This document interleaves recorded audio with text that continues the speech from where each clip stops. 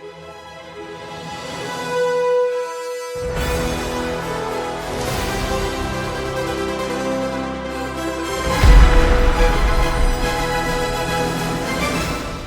is James Mathers for the Digital Cinema Society at Cine Gear Expo 2024. I'm here with my friend Seth Emmons from Leitz Cine, and you got some new products to tell us about. What do we got?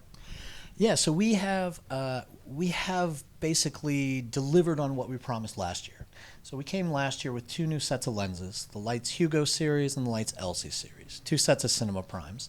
Last year we showed a couple of focal lengths.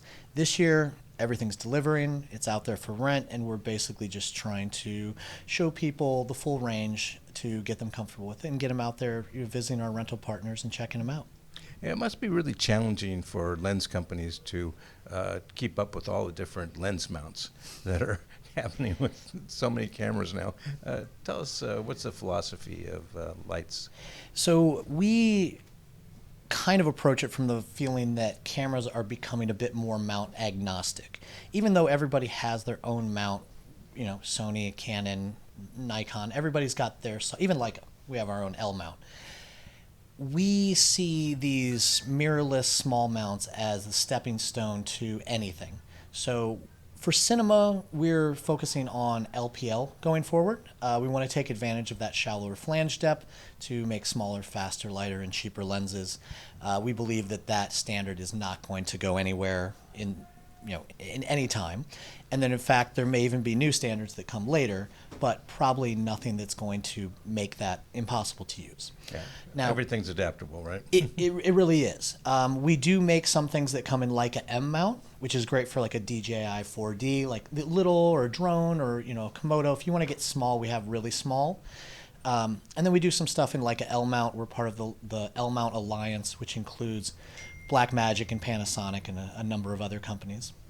Yeah, so you have the very high end down to the more economical. What are the different ranges? Yeah, so we take a philosophy for design that we try to provide a lot of different options for people. There's some things we want to keep consistent, like color temperature, skin tone reproduction. But from there on, we allow a lot of variation to give filmmakers a lot of options. With that comes a lot of different price ranges, too. One of our categories that we started out with, people know us for our Summilux lenses, and they are performance driven. They're all about getting the maximum performance, F1 version of a cinema lens.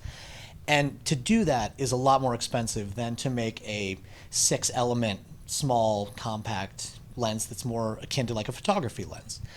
So we span the range, and they go anywhere from like, $40,000 per lens, which are our Leitz Primes. Our Leitz Zooms are also in that range, but a zoom lens is generally more expensive anyway, down to the Hugos, which are sub $20,000 per lens.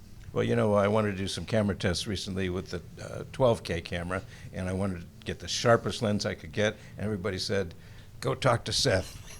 We do sharp really well, but we've grown to offer a lot of things that are not. Like if you look at the Hugos now, More character-driven. So much more. They are much lower contrast, lower resolution and technical resolution, but that doesn't mean you can't capture a 12K image with them.